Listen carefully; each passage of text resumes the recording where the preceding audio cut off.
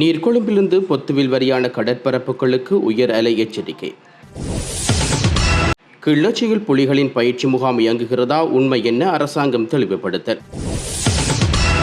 400 தமிழராக இருப்பதை நினைத்து வெட்கப்படுகிறேன், நாடாளுமன்றத்தில் கொந்தளித்த அர்ச்சுனா எம்பி.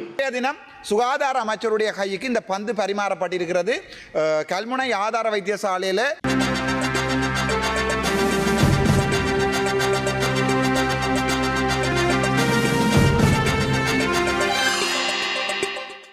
நீர்கொழும்பிலிருந்து காலி, மாத்தறை மற்றும் அம்பாந்தோட்டை ஊடாக பொத்துவில் வரையான கடற்பரப்புகளுக்கு வளிமண்டல திணைக்களம் உயர் அலை விழிப்புணர்வு எச்சரிக்கை விடுவித்துள்ளது.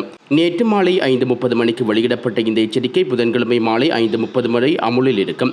பாதிக்கப்பட்ட கடற்பரப்புகளில் 2.5 தொடக்கம் 3 மீட்டர் உயரத்துக்கு அலைகள் எழக்கூடும் என்றும் தெரிவிக்கப்பட்டுள்ளது. அத்துடன் பேருவளையிலிருந்து காலி ஊடாக மாத்தறை வரையிலான கடலோர பகுதிகளில் கடல் நீர் புகும் அபாயம் உள்ளதாகவும் எச்சரிக்கப்பட்டுள்ளது. எனவே அந்த பகுதிகளில் செயற்படும் கடற்படையினரும் மீனவர்களும் அவதானத்துடன் செயற்படுமாறு கேட்டுக் கொள்ளப்பட்டுள்ளார்கள். குறைந்த வருமானம் கொண்ட குடும்பங்களைச் சேர்ந்த விசேட கல்வி தேவை கொண்ட மாணவர்களுக்கு மாதாந்த கொடுப்பனவை வழங்குவதற்கு அமைச்சரவை அங்கீகாரம் வழங்கியுள்ளது.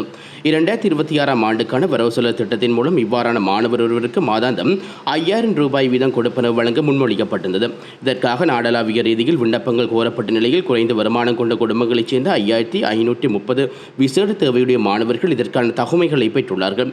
இதற்கு தகமை பெற்ற 5530 மாணவர்களுக்கு உரிய மாதாந்த கொடுப்பனவுகளை செலுத்துவதற்கு தேவையான நிதியை ஒதுக்குவதற்காக கல்வி, உயர்கல்வி மற்றும் தொழிற்கல்வி அமைச்சராக பிரதமரால் சமர்ப்பிக்கப்பட்ட யோசனைக்கு அமைச்சரவை இந்த அனுமதியை அளித்துள்ளமை குறிப்பிடத்தக்கது. சர்வதேச நாணய நிதியத்துடன் ஒப்பந்தம் 2027 ஆண்டு மார்ச் மாதத்துடன் நிறைவடையும் நிலையில் 2028 ஆண்டுக்கு பிறகு இலங்கை மீண்டும் வெளிநாட்டு கடன்களை செலுத்த வேண்டிய நிலை ஏற்படும் என முன்னாள் ஜனாதிபதி ரணில் விக்ரமசிங்க தெரிவித்துள்ளார். முன்னாள் அமைச்சர் ரஞ்சித் ஜலாம்பிட்டி எழுதிய யூதகட உரதி என்ற நூல் வெளியீட்டு விழாவில் கலந்து கொண்டு உரையாற்றிய போது அவர் இதனை தெரிவித்துள்ளார். இந்நிலையில் 2028க்கு பிறகு கடன்களை மறுசெலுத்துகை செய்ய இலங்கையின் வெளிநாட்டு கையிருப்பு 15 பில்லியன் அமெரிக்க டாலர்களாக இருக்க வேண்டும் எனவும் சர்வதேச நாணய நிதியம் எதிர்பார்க்கிறது.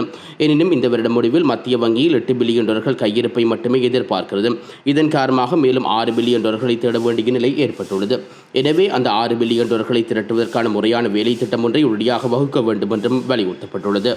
கிளிநொச்சி மாவட்டத்தில் பளை வனப்பகுதியில் புலிகளின் பயிற்சி முகாம் அமைக்கப்பட்டதாக சமூக வலைத்தளங்களில் பரப்பப்பட்ட செய்தி முற்றிலும் உண்மைக்கு புறம்பானது என அரசாங்கம் தெளிவுபடுத்தியுள்ளது.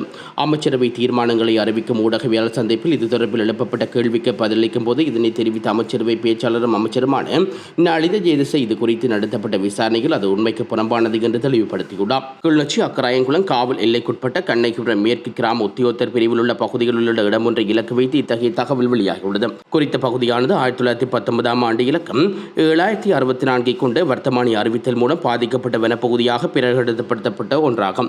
குறித்த வனப்பகுதியில் 2025 ஆண்டு தொடக்கம் சட்டவிரோதமான காடுகள் அளிக்கப்பட்டு வருவதாக தகவல்கள் பதிவாகியிருந்தன. தியாகராய குணதீபன் என்பவரால் ஆரம்பத்தில் 10 ஏக்கர் நிலப்பரப்பும் பின்னர் 20 ஏக்கர் நிலப்பரப்பும் ஆக்கிரமிக்கப்பட்டு காற்றாலை மற்றும் காய்கறி செய்கைகள் முன்னெடுக்கப்பட்டு வந்துள்ளன. அத்துடன் கடந்த ஜனவரி மாதம் அளவில் அந்த பகுதியில் கட்டட நிர்மாண பணிகள் இடம்பெற்றுள்ளது. தற்போது 4 மாடி கட்டடம் ஒன்று எழுப்பப்பட்டுள்ளதாகவும் தெரிவிக்கப்படுகிறது. அந்த கட்டத்தில் சில இயந்திரங்களை பயன்படுத்தி உள்ளூர் மக்கள் இணைத்து ஆடை தொழிற்சாலை ஒன்றை நடத்தப்பட்டு வந்ததுடன் அது பதிவாளர் திணைக்களத்தில் பதிவு செய்யப்பட்டுள்ளதாகவும் தெரிய வந்துள்ளது.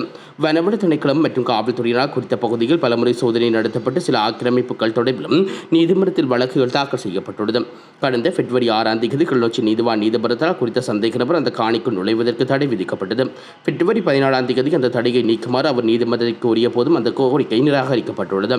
இந்த வழக்கில் அடுத்த விசாரணை ஆகஸ்ட் 25 தவறிவிடப்பட்டுள்ளது. இந்த தடைகளை மீறி குறித்த நபர் சட்டவிரோத மணல் அகழ்வு மற்றும் அகழ்ந்தெடுக்கப்பட்ட மணலை ஏற்றிச் சென்றமை தொடர்பிலும் காவல்துறையினால் வழக்கு தாக்கல் செய்யப்பட்டுள்ளது. இதேவேளை கடந்த ஜூலை 24 வனவள அதிகாரிகள் கடமைக்கு இடையூறு விளைவித்த குற்றச்சாட்டுகள் விசேட அதிரப்படையினர் உதவியுடன் தியாகராய குணதீபன் உட்பட 9 பேர் கைது செய்யப்பட்டு பின்னர் பிணையில் செல்ல அனுமதிக்கப்பட்டார்கள். எவ்வாறாயினும் குறித்த நபர் அந்த இடம் தமக்கு சொந்தமானது என கூறி சில ஆவணங்களை நீதிமன்றத்தில் முன்வைத்துள்ள நிலையில் அது குறித்து விசாரிக்கப்பட்டு வருகிறது. இவ்வாறான பின்னணியிலேயே பாதிக்கப்பட்ட வனப்பகுதியில் இடம்பெற்ற சட்டவிரோத ஆக்கிரமிப்பு மற்றும் ஆடை நிலைய நடவடிக்கைகளை அடிப்படையாக கொண்டு அங்கு புலிகளின் பயிற்சி முகாம் இயங்கியதாக சிலர் சமூக வலைத்தளங்களில் போலி செய்திகளை பரப்பியுள்ளார்கள். இவ்வாறான வதந்திகளையும் போலி செய்திகளையும் சமூக வலைத்தளங்களை பரப்பிய நபர்களுக்கு எதிராக காவல்துறை மூலம் தீவிர விசாரணைகள் முன்னெடுக்கப்பட்டு வருவதுடன் அவர்களுக்கு எதிராக சட்ட நடவடிக்கை எடுக்கப்பட்டு வருவதாகவும் அமைச்சரவை பேச்சாளர் அமைச்சர் நளிந்த ஜேதிச தெரிவித்துள்ளார். தினம் சுகாதார அமைச்சருடைய கைக்கு இந்த பந்து பரிமாறப்பட்டிருக்கிறது. கல்முனை ஆதார வைத்தியசாலையில் இருக்கின்ற வடக்கு ஆதார வைத்தியசாலையில் இருக்கிற அந்த முஸ்லீம் தாதிய பணியாளர்கள் தாதிய உதவி பணியாளர்களுடைய அந்த ஆடை தொடர்பான பிரச்சனை தற்போது சுகாதார அமைச்சரிடம் கொண்டே அதை சுகாதார அமைச்சு சிங்கள இனவாத என்ற அடிப்படையில் போட்டியிருக்கிறார்கள். ஆனால் ஒரு தமிழனாக நான் வெட்கப்படுறேன்.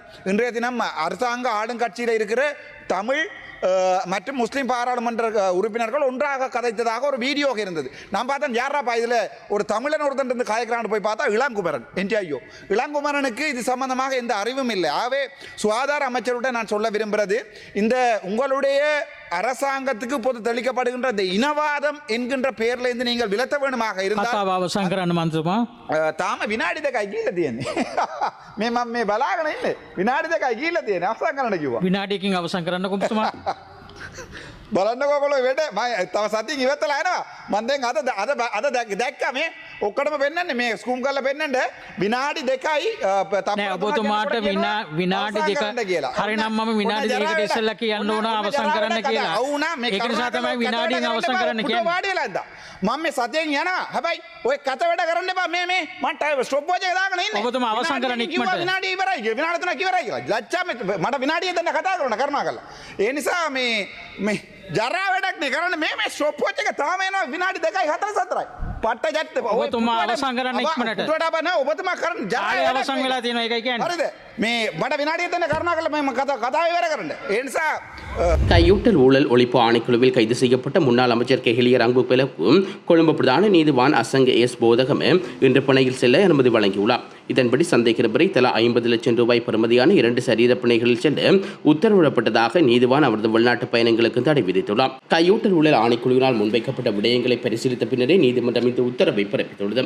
இலங்கை ரூபவாணி கூட்டுத்தாபனத்தில் அவசியமற்ற சந்தர்ப்பத்தில் பணியாளர்கள் சிலரை ஆட்சேபம் செய்து அவர்களை தனிப்பட்ட பணிக்குழாம் பணிக்கு அமர்த்தி அரசுக்கு 1 கோடியே 43 லட்சம் ரூபாய் நட்டம் ஏற்படுத்தியதாக கூறப்படும் சம்பவம் தொடர்பாக விசாரணைகளாக அவர் முன்னதாக கைது செய்யப்பட்டார். இதேவேளை பழங்கால சந்திரவட்டக்கல் கலைப்பொருளை களவாடியதாக கூறப்படும் குற்றச்சாட்டு தொடர்பாக வழக்கிலும் முன்னாள் அமைச்சர் கெஹலிய ராமுகுலக்கு கொழும்பு பிரதான நீதிவான் நீதிமன்றத்தினால் புனையில் செல்ல அனுமதி வழங்கப்பட்டதுடன் வெளிநாட்டு பயண தடையும் விதிக்கப்பட்டுள்ளமை குறிப்பிடத்தக்கது. முறையற்ற வகையில் பெறப்பட்ட நிதியை பயன்படுத்தி மாத்தறையில் 1.5 ஏக்கர் நிலத்தை வாங்கியதாக கூறப்படும் வழக்கில் தொடர்ச்சியாக நீதிமன்றத்தால் முன்னிலையாக தவறிய முன்னாள் அமைச்சர் பசில் ராயபக்சாவின் பிணைத் தொகை பறிமுதல் செய்யுமாறு மாத்தறை நீதிவான் நீதிமன்றம் உத்தரவு பிறப்பித்துள்ளது. காவல்துறை நிதி குற்றப்புலனாய்வு பிரிவினால் தாக்கல் செய்யப்பட்ட இந்த வழக்கு மாத்திரை பிரதான நீதிபதி சதுத் திசாநாயக்க முன்னிலையில் விசாரணைக்கு எடுத்துக் கொள்ளப்பட்டது. இந்நிலையில் வழக்கில் 3வது பிரதிவாதியான பசில் ராயபக்ச நீதிமன்றம் ஏற்கத்தக்க மருத்துவ அறிக்கையை சமர்ப்பிக்காமல் தொடர்ந்து முன்னிலையாகாமல் இருந்து வருவதாக தெரிவிக்கப்படுகிறது. இதனையடுத்து அவரது பிணைக்கு பிணையாளர்களாக கையொப்பமிட்ட 3 அபராதம் விதித்த நீதிபதி அதனை செலுத்த தவறால் சிறையில் அடைக்கவும் உத்தரவு பிறப்பித்துள்ளார்.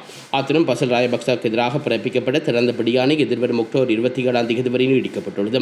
இந்த வழக்கில் 1வது மற்றும் 2வது பிரதிவாதிகள் நீதிமன்றத்தில் முன்னிலையான அதேவேளை அரசு தரப்பில் FCID அதிகாரிகளும் பிரதிவாதிகள் சார்பில் ஜனாதிபதி சட்டத்தரணி அனில் டி சில்வா உட்பட சட்டத்தரணிகள் குழு முன்னிலையாக இருந்தமை குறிப்பிடத்தக்கது. மட்டக்களப்பு களுவாஞ்சிக்குடி பொது சுகாதார பரிசோதனை பிரிவுக்குட்பட்ட பகுதியில் தீவிர சுகாதார சேர்க்கையுடன் இயங்கி வந்த மொத்த விற்பனை பலசரக்கு கடை ஒன்று பூட்டப்பட்டுள்ளது. களுவாஞ்சிக்குடி நீதிமன்ற உத்தரவின் அடிப்படையில் இன்று அதிரடியாக பூட்டப்பட்டது. மேற்பார்வையின் பொது சுகாதார பரிசோதகர் மற்றும் பொது சுகாதார பரிசோதகர் இணைந்து மேற்கொள்ளப்பட்ட கள பரிசோதனை என்பது குறித்த பரிசோதக கடையில் கடுமையான சுகாதார குறைபாடுகள் நிலவுவது கண்டறியப்பட்டுள்ளது. அதைத் தொடர்ந்து பொது சுகாதார பரிசோதனால் இன்று களுவாஞ்சிக்குடி நீதிமன்றத்தில் உரிமையாளருக்கு எதிராக வழக்கு தாக்கல் செய்யப்பட்டது. வழக்கை விசாரணை செய்த நீதிமன்றம் கடை உரிமையாளருக்கு 3 லட்சம் ரூபாய் சரீரப்பணை செல்ல அனுமதித்ததுடன் இனங்காணப்பட்ட அனைத்து சுகாதார குறைபாடுகளும் முழுமையாக நிவர்த்தி செய்யப்படும் வரை கடையை உடனடியாக நடைமுறைக்கு வரும் வகையில் பூட்டி வைக்குமாறு உத்தரவு பிறப்பித்துள்ளது. பொதுமக்களின் ஆரோக்கியத்தை பாதுகாக்க நோக்கில் சுகாதார பிரிவினால் முன்னெடுக்கப்படும் இத்தகைய தொடர் நடவடிக்கைகள் அப்பகுதி வியாபாரிகள் மத்தியில் பெரும் விழிப்புணர்வை ஏற்படுத்தியுள்ளது. மாத்தறையில் தியாகுட பகுதியில் உள்ள விகாரை ஒன்றில் மரம் ஒன்றில் வெளிநாட்டவர் ஒருவன் சடலம் தொங்கிய நிலையில் நேற்று முன்தினம் மாலை கண்டுபிடிக்கப்பட்டுள்ளது. குறித்த விகாரைக்கு வழிபாட்டுக்காக சென்ற 2 பெண்கள் நபர் ஒருவர் மரத்தில் தொங்கிக் கொண்டிருப்பதை கண்டு உடனடியாக விகாராதிபதிக்கு தெரிவித்துள்ளார்கள். இதுகுறித்து போலீசாருக்கு வழங்கப்பட்ட தகவலின் அடிப்படையில் போலீசார் சம்பவ இடத்துக்கு வந்து விசாரணைகளை ஆரம்பித்துள்ளார்கள். சடலம் தொங்கிக் கொண்டிருந்த இடத்துக்கு அருகில் காலணியில் தலைக்கவசம் மற்றும் ஸ்கூட்டர் ரக மோட்டார் சைக்கிள் ஆகியவை போலீசாரால் கண்டெடுக்கப்பட்டுள்ளது. குறித்த வெளிநாட்டவர் மோட்டார் சைக்கிளில் அங்கு வந்து உயிரை மாய்த்திருக்கலாம் என்று போலீசார் சந்தேகம் வெளியிட்டுள்ளார்கள். போலீசாரால் மேற்கொள்ளப்பட்ட ஆரம்ப விசாரணையில் உயிரிழந்தவர் 52 வயதுடைய கத்தோரா தொய்யா எனப்படும் பிரித்தானியா நாட்டு பிரஜை என்று தெரிய வந்துள்ளது. அவர் வருகை தந்ததாக நம்பப்படும் மோட்டார் சைக்கிள் இலக்கத்தினூடாக மேற்கொள்ளப்பட்ட விசாரணையில் குறித்த நபர் வெலிகம பிரதேசத்தில் உள்ள சுற்றுலா விடுதியொன்றில் தங்கியிருந்தமையும் தெரிய வந்துள்ளது. வாடகை அடிப்படையில் இந்த மோட்டார் சைக்கிளை பெற்றுக்கொண்டு விகாரைக்கு வந்துள்ளமை தெரிய வந்துள்ளது. குறித்த வெளிநாட்டவரின் விசா காலம் முடிவடைந்துள்ளதாகவும் போலீசார் மேற்கொண்ட ஆரம்பகட்ட விசாரணைகளில் தெரிய வந்துள்ளது. வெளிநாட்டவரின் சடலம் பிரேத பரிசோதனைக்காக மாத்தறை பொது வைத்தியசாலையில் அனுமதிக்கப்பட்டுள்ளது. வெளிநாட்டவரின் சடலம் பிரேத பரிசோதனைக்காக மாத்தறை பொது வைத்தியசாலையில் வைக்கப்பட்டுள்ளது. சம்பவம் குறித்து போலீசார் மேலதிக விசாரணைகளை மேற்கொண்டு வருகின்றனர். இத்துடன் இன்றைய பிரதான செய்திகள் நிறைவுக்கு வருகிறது. மீண்டும் நாளை காலை பிரதான செய்திகளுடன் இணைந்து கொள்வோம். நன்றி. இதுபோன்ற செய்திகளை தெரிந்து கொள்ள யாழ் டிவி நியூஸ் சேனலை சப்ஸ்கிரைப் செய்து அருகே இருக்கிற பெல் பட்டனையும் கிளிக் செய்து கொள்ளுங்க. மேலும் இதுபோன்ற செய்திகளை உடனுக்குடன் தெரிந்து கொள்ள யாழ்டிவி.com எனும் இணையதளத்தின் வாயிலாக எங்களோடு இணைத்துக் கொள்ளுங்கள்.